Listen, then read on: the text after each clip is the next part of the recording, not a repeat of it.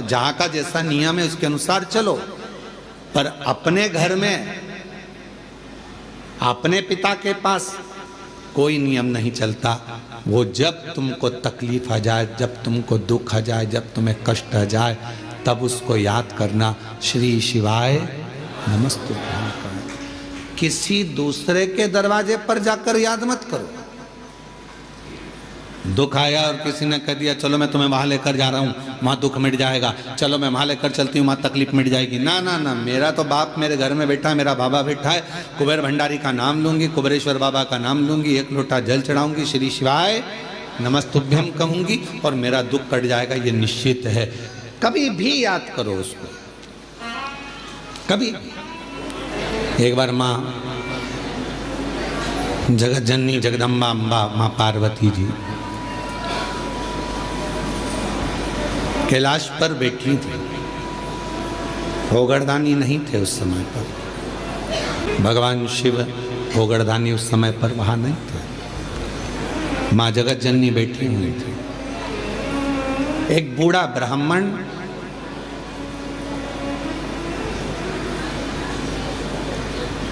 साधारण सी जिंदगी जीने वाला, बिल्कुल सहजता का जीवन जीने वाला,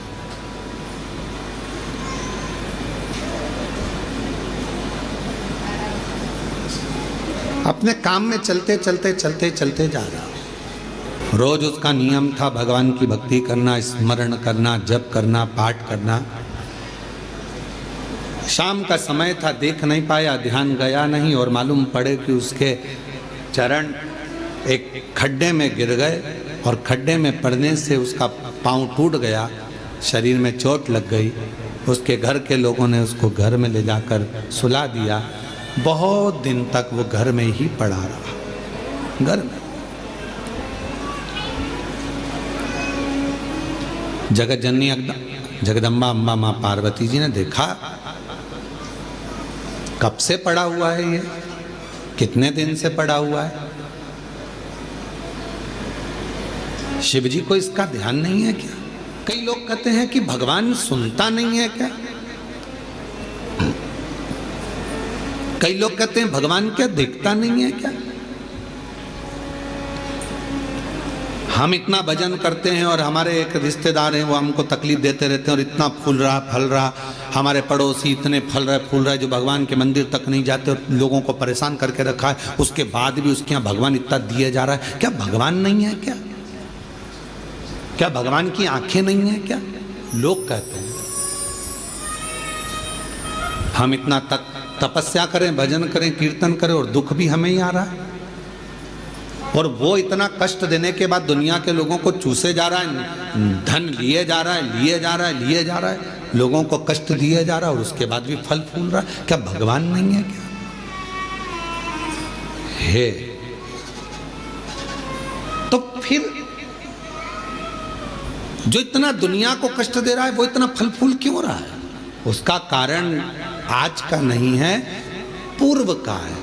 कोई पिछले जन्म का उसने अच्छा कर्म करा होगा तो आज उसको भगवान ने इतना गाड़ी बंगला सत्ता वैभव जायदाद सब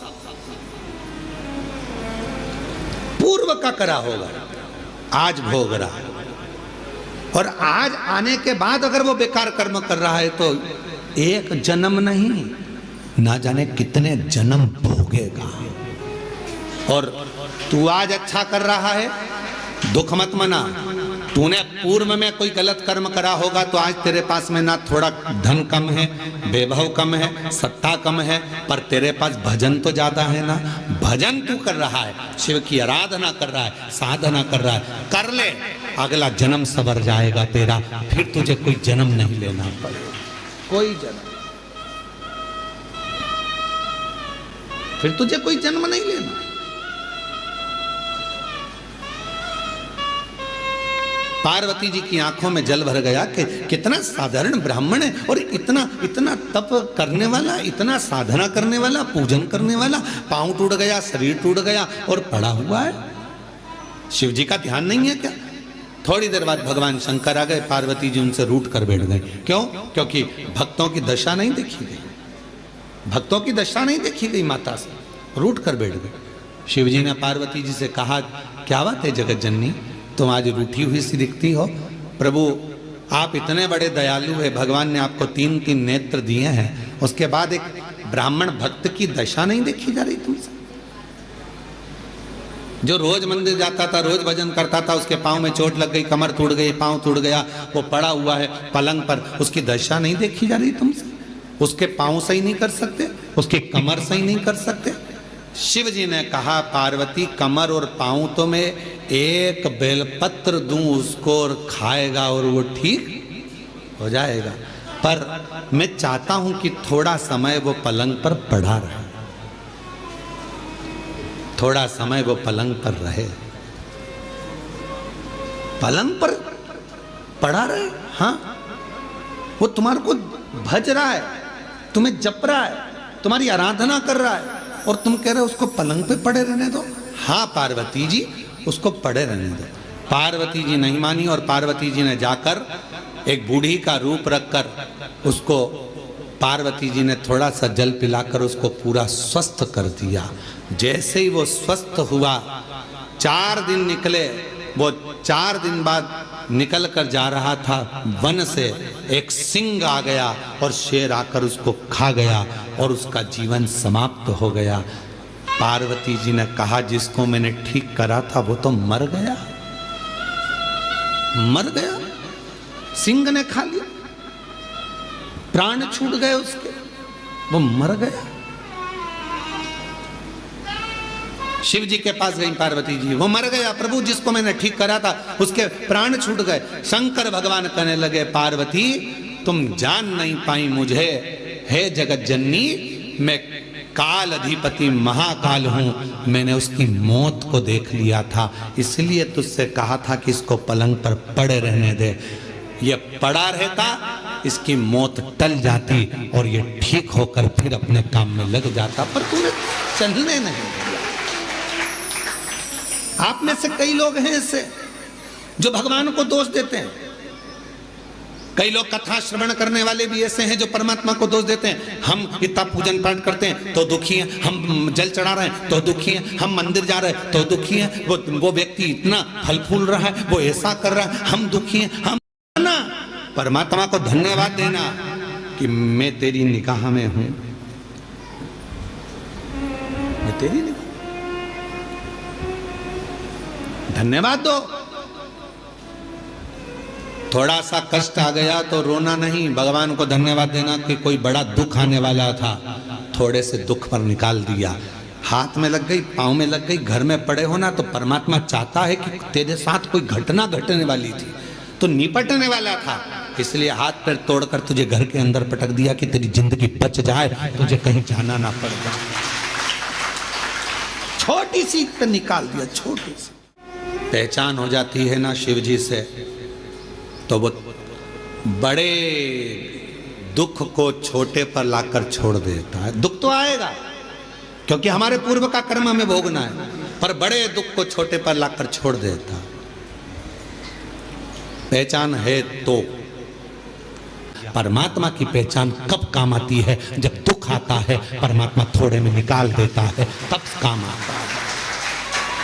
शिव जी पे चढ़ा एक लोटा जल कब काम आएगा?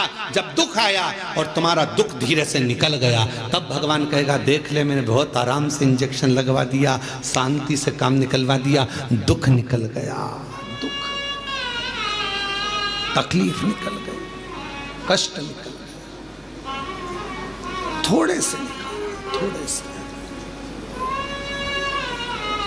और कोई पिछले जन्म के अच्छे कर्म मुझे बाबा तेरा, कोई पिछले जन्म के अच्छे कर्म मुझे बाबा तेरा, जहाँ सारी दुनिया झुकती है, जहाँ सारी दुनिया झुकती है, मुझे वो आली दरबार मिला, दरबार मिला।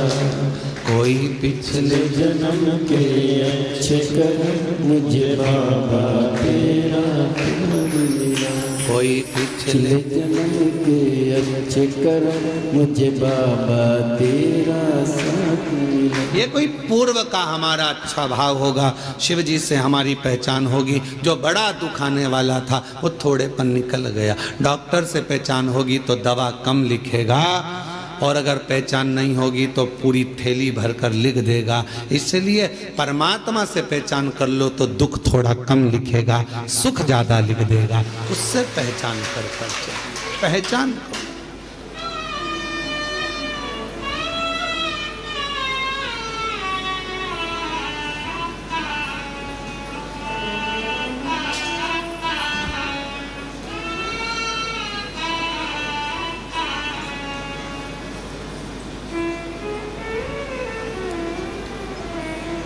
और शिव से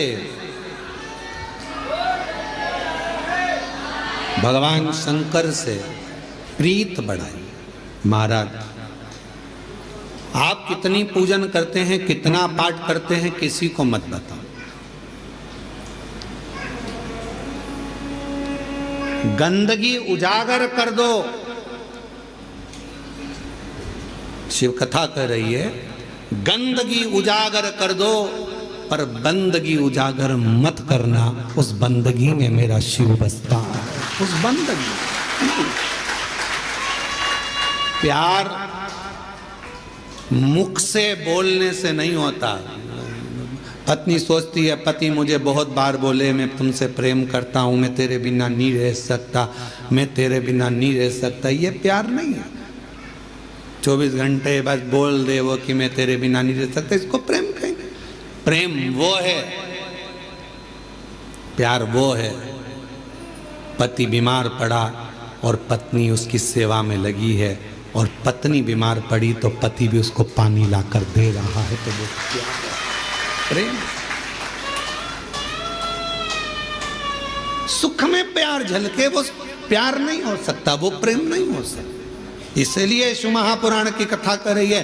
तुम कितना भजन करते हो, कितना अनुष्ठान करते हो, कितनी कथा सुनी, चाहे तुम 50 कथा सुनो, 100 कथा सुनो, तुम्हारा मन बढ़ जाए तब टीवी चालू करो और शिव महापुराण की कथा सुनो 1000 बार। एक बार नहीं, कुबेरेश्वर धाम जब तक जिंदगी है बाबा से कहकर जाना, तेरे दरवाजे पर बुलाते रहना, तू कृपा करते रहना,